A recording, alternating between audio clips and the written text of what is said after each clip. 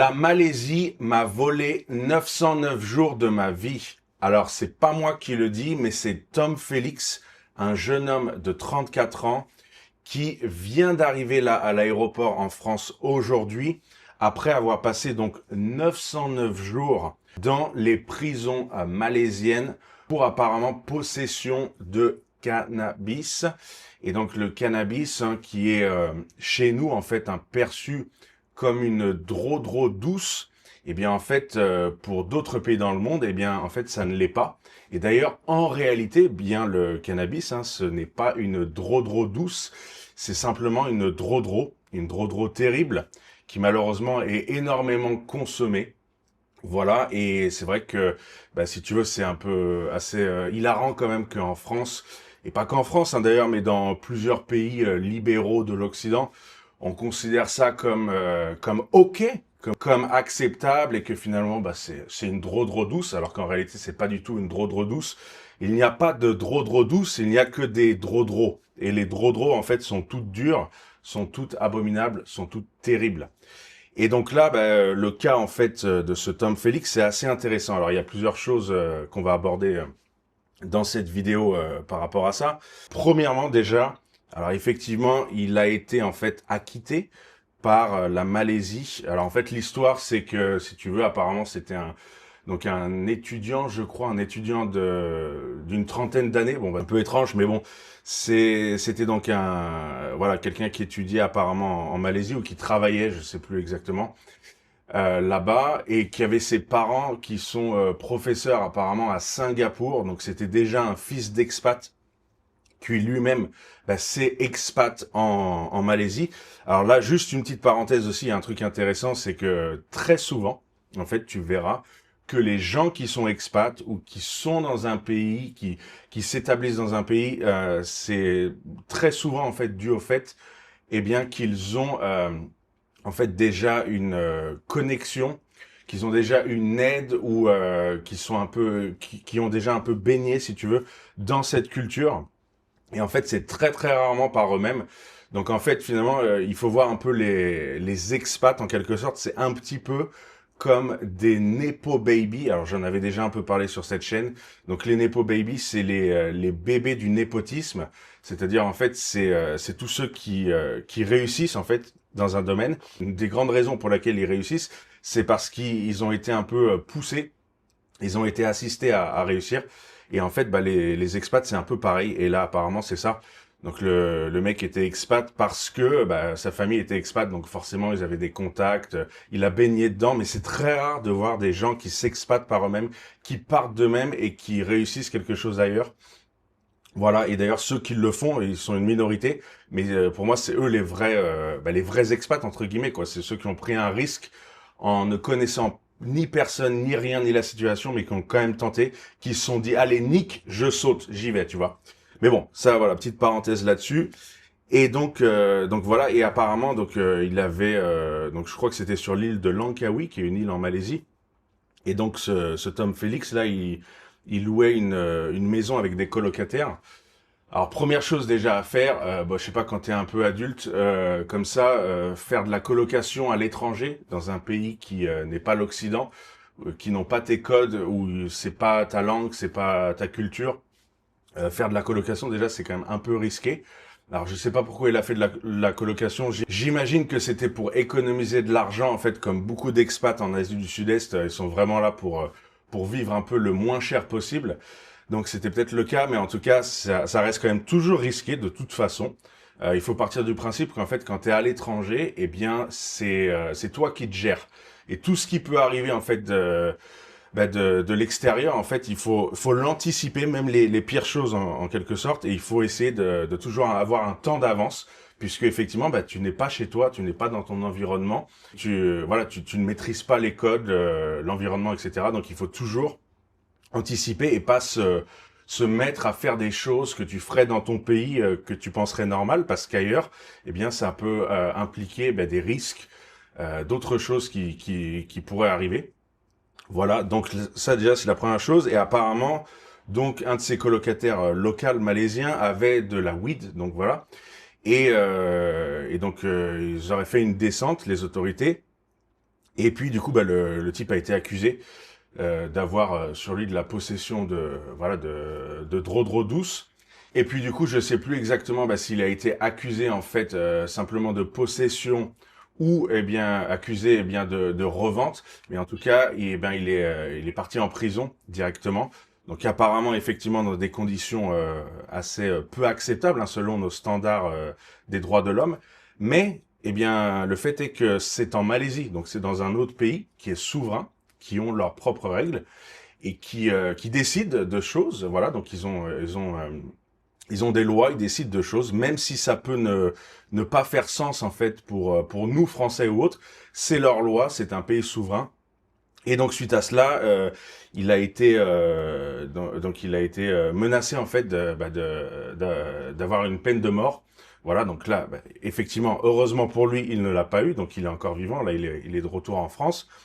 Mais donc, du coup, c'est vrai que j'imagine que ça a dû quand même amener un certain stress. Alors après, c'est vrai que je veux pas trop m'avancer parce que effectivement, dans ce genre d'histoire, en fait, on saura jamais vraiment si finalement il est innocent ou coupable. Alors s'il est innocent, effectivement, c'est une injustice d'être resté là-bas pendant plus de 2 ans. S'il est coupable, je sais pas. Est-ce que 2 ans de prison pour de la weed, est-ce que c'est beaucoup? Est-ce que c'est cher payé ou pas? Encore une fois, je ne sais pas. Moi, je pense quand même que toute possession de drogue ou toute chose en rapport avec la drogue devrait en fait être punie sévèrement parce que la drogue est un fléau. C'est en train de détruire vraiment nos sociétés. Et puis, c'est certainement une des pires choses qui existent dans ce monde puisqu'en fait, quand tu prends de la drogue, tu t'exirpes de cette réalité. Et donc, en fait, tu t'exirpes de la vie. Donc, qu'est-ce que tu dis? Tu dis que tu ne veux plus vivre, en fait, en créant le chaos. Et ça, en fait, c'est pas du tout acceptable. Et c'est ce qui fait que qu'on vit dans un monde de plus en plus pourri, entre guillemets. Voilà. Donc, par rapport à ça, c'est ce que je voulais dire un peu là-dessus. Et une autre chose aussi, ouais, sur le côté peine de mort en Malaisie, beaucoup de gens se sont indignés, etc. Encore une fois, c'est un pays souverain.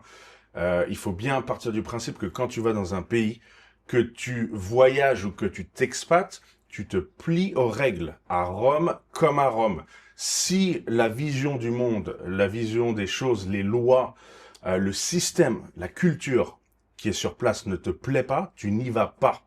Point. Point barre. Et c'est à toi de te renseigner en tant qu'adulte majeur, surtout occidental, où tu as quand même reçu une éducation assez complète, comparé à plein d'autres personnes dans le monde. Voilà, t'as quand même un esprit critique, de la jugeote. Donc c'est à toi en fait d'anticiper tout ça, de voir tout ça. Et si un système ne te plaît pas, tu n'y vas pas.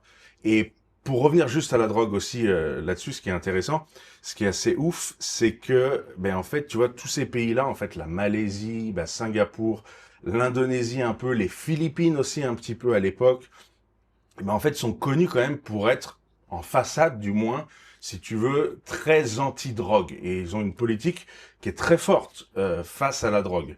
Donc, c'est quelque chose qu'encore une fois, tout le monde est censé le savoir. Hein. C'est médiatisé, c'est pas un secret de Polichinelle. Et pourtant, tu serais surpris le nombre de Français, d'occidentaux, d'expats, de touristes qui se font choper en train de fumer de la weed ou qui vont même dans ces destinations pour fumer. Par exemple, tu as plein de touristes qui vont qui allaient à Bali, tu vois, par exemple en Indonésie pour fumer quoi et qui parfois s'en cachaient même pas alors que c'est connu pour être des pays justement peut-être les plus stricts, les plus autoritaires. Alors à voir après ce qu'ils le font ou pas, mais en tout cas voilà, c'est quelque chose qui est assez fou quoi en fait de voir que c'est là que tu dis quand même qu'on vit dans un monde de fous parce que même des endroits qui sont connus pour être justement très autoritaires et extrêmes contre ça, ça va en fait toujours attirer des gens qui vont aller là-bas des fois presque que pour ça quoi, pour fumer de la weed alors que c'est le pire endroit pour le faire. Il y a aucun bon endroit pour le faire, hein, ça devrait pas exister. Mais voilà, incroyable. Bon alors en tout cas on va écouter la vidéo en attendant.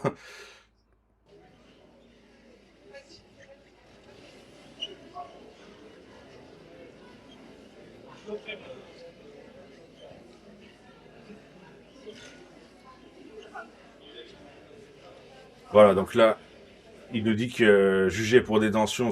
Ah oui, donc il a été jugé en fait pour trafic, pour détention et trafic de stupéfiants. Voilà, c'est ça les faits. Et il a été acquitté en début de semaine, oui. Alors on va écouter cet étudiant de 34 ans. La Malaisie m'a volé 909 jours de ma vie. Aucun système judiciaire ne devrait prendre autant de temps pour prouver l'innocence d'une personne. Voilà, alors ce que nous dit Tom Félix, c'est que aucun système judiciaire ne devrait prendre autant de temps pour juger une personne. Alors effectivement, ça c'est ce qu'il pense, mais encore une fois, il s'est rendu de son fait en Malaisie, donc dans un pays souverain étranger, qui, il se trouve apparemment, qui ont un système judiciaire qui est lent pour innocenter une personne. Donc effectivement, mais encore une fois, il y est allé de son fait. Alors je sais pas, tu vas me dire toi dans les commentaires justement, est-ce que tu penses que c'est légitime ce qu'il dit, tu vois, est-ce qu'il peut dire ça en fait? Je sais pas. Tu me le dis dans les commentaires, dis-moi ce que t'en penses. Voilà, puisque toi aussi, bah, tu dois avoir aussi un esprit critique, je pense, assez affûté. La cour criminelle d'Alostar m'a acquitté le mardi 3 février dans un jugement clair, sans ambiguïté, sans réserve. Je n'ai jamais trafiqué de drogue. Et pourtant, la justice malaisienne voulait m'infliger la peine de mort. Voilà, alors là, effectivement, c'est vrai que sur cette partie, je pense qu'il ne faut pas s'exprimer, puisque Tom Félix, lui, l'accusé, nous dit qu'il ne l'a jamais fait, donc il se dit innocent. Alors, effectivement, c'est vrai qu'on ne peut pas savoir. Après, il y en a qui pourront faire des suppositions, mais c'est vrai que quelque part, là, on peut pas vraiment savoir, effectivement, s'il est innocent ou coupable. Par contre, moi, la chose que je peux te dire, c'est vrai qu'il y a eu quand même plusieurs histoires. Il y avait eu notamment, là, je crois que c'était il y a 2 ans aussi, il y avait un trafiquant de drogue qui s'appelait donc Serge Altaoui, qui lui a été acquitté aussi pour trafic de drogue en Indonésie. Et donc le mec, par contre, lui, il est quand même sorti après 20 ans. Alors là aussi, ça avait indigné un peu en France, qui reste 20 ans dans les geôles indonésiennes. Mais lui, je pense qu'il était vraiment coupable, puisque il s'était retrouvé en fait dans un labo pour créer de la drogue, tout ça, voilà, en Indonésie. Et mais il s'est toujours dit innocent. Et à l'époque, même en France, tu vois, il y avait notamment Ardisson, là, Thierry Ardisson, qui était très pro-drogue d'ailleurs, qui parlait de lui, qui voulait le faire libérer. Puis il y avait un autre mec aussi, Michael Blanc. Alors pour Ardisson, c'était peut-être Michael Blanc, un autre Français aussi, il y a encore plus longtemps, qui était à Bali aussi, qui s'était retrouvé dans les geôles indonésiennes aussi pour trafic de drogue ou possession, je sais plus. Mais en tout cas, c'est pas nouveau. Et c'est vrai qu'à chaque fois, ces gens se disent innocents. Alors, qui croit? Je ne sais pas. Tout ce temps, depuis le 9 août 2023, j'ai été maltraité dans les locaux de garde à vue, puis dans une prison où croupissent des détenus qui sont punis au quotidien de la pire des manières. J'ai tenu, j'ai résisté, et je pense aux autres qui sont toujours là-bas. Je suis très heureux de rentrer en France. Je veux remercier tous ceux qui m'ont aidé. Mes parents, ma famille, mes amis, Maître François Imray, Maître Blandine Gentil, le ministère des Affaires étrangères ainsi que le président de la République. Je veux remercier aussi toutes les personnes anonymes qui se sont mobilisées pour mon soutien. Je l'ai dit mardi après le verdict, ça m'avait manqué d'être traité comme un être humain. Désormais, j'aspire au calme et je souhaite retrouver l'anonymat. Voilà, effectivement, donc, bah voilà. Pour ça, par rapport à lui, donc Tom Félix, donc il est revenu. Donc effectivement, bah, il a échappé à la peine de mort, hein, ce qui est quand même une bonne chose. On va quand même pas se mentir, mais voilà, encore une fois, je pense qu'il y aura peut-être toujours des parts d'ombre en fait sur ça ou sur les autres affaires impliquant voilà, la possession ou le trafic de drogue à l'étranger. Et il faut savoir vraiment en fait que, eh bien, tous les pays ne réagissent pas comme la France ou comme l'Occident et sont en fait laxistes, voire même, tu vois, à faire presque la promotion de la drogue et des substances, tu vois. C'est vrai que parfois ça peut choquer en fait, mais en fait, voilà, pour moi, ils ont ils prennent conscience en fait du problème qui est la drogue, et la drogue est en train de devenir un problème majeur, puisque comme je le disais en fait, c'est quand même quelque chose de terrible, et la chose la plus terrible pour moi sur les drogues, que ce soit l'alcool est une drogue d'ailleurs, une drogue dure, eh bien c'est que ça t'extirpe de la réalité, donc ça crée la réalité encore pire de ce qu'elle n'est, et ça c'est inacceptable. C'est vraiment la chose la plus inacceptable, et quasiment personne n'en parle d'ailleurs.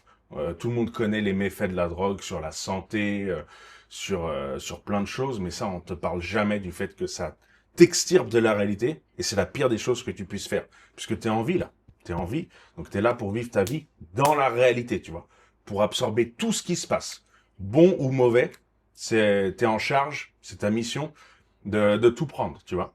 Et jamais la drogue ne devrait être quelque chose qui devrait être là, et c'est une abomination que ça existe, voilà.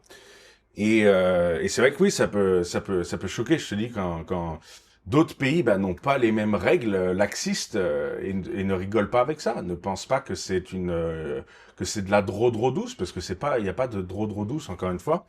Mais il y a quand même un truc aussi que je voulais te dire, c'est que finalement, tu vois, là, ils l'ont pas exécuté, en fait, la Malaisie.